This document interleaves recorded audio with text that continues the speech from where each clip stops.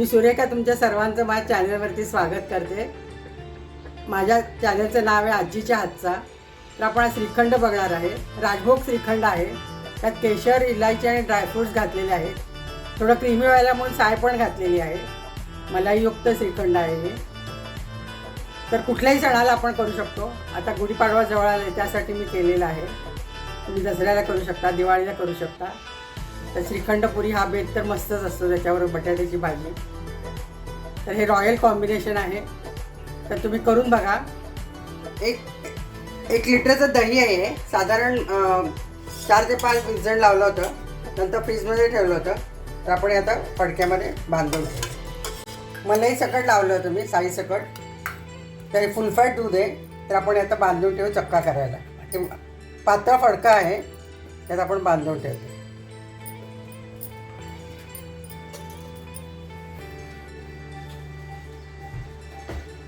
मी 7 ते 8 तास हे फडक्यात बांधून फ्रीजमध्ये ठेवलं होतं, तसा आपला घट्ट चक्का झालेला आहे।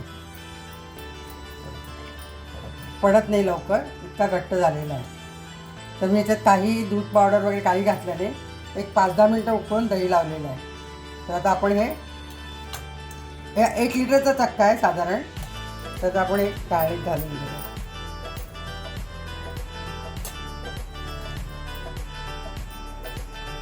तर यात आपण आता पिठी साखर घालून घोटून घेऊया।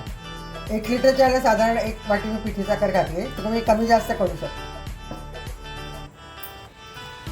तर आपण पिठी साखर घालून चाळणीतनं घोटून घेऊया।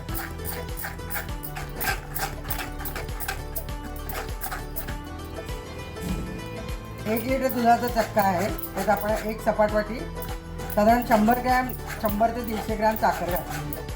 तर याच्यातच आपण आता हे थोडं आपण रॉयल करतोय म्हणून थोडंसं मलाई पण घालतोय।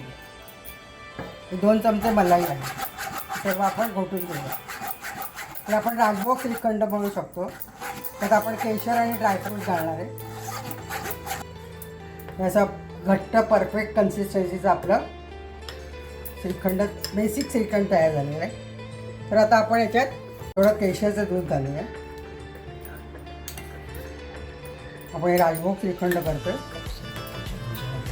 केशर मी दुधात भिजवून ठेवलं होतं, त्यात थोडे पिस्त्याचे काप, बदामाचे काप आणि काजूचे तुकडे घालतो। आपण चांगलं मिक्स करतोय। ते अजून थोडे आपल्याला केशराचं लागेल। ते भिजवून ठेवलं तर व्यवस्थित रंग येतो केशरचा, मग मी दुधात थोडा वेळ भिजवून ठेवलं। आपण थोडं जायफळ किसून घालतोय,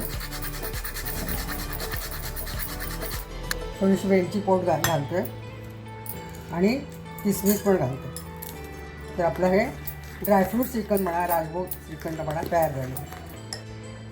तुमच्या आवडीचे कुठलेही ड्रायफ्रूट्स घालू शकता, फक्त अक्रोड घालू नये, तरी थोडासा काळपट रंग याची शक्यता असतो। ड्रायफ्रूट युक्त आपलं श्रीखंड तयार झालेलं आहे, आपण आता सर्विंग बाउलमध्ये काढून घेऊ। तर केशराचा मस्त रंग उतरला आहे, फ्लेवर पण आला आहे। इलायची, केशर, ड्रायफ्रूट्स आणि थोडीशी मलाई पण घातली आपण। तर आपलं हे श्रीखंड तयार आहे, तर त्याच्यावर आपण थोडंसं सजावट करूया।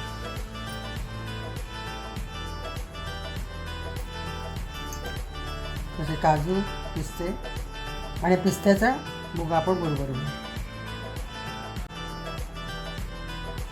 थोडंसं केशर।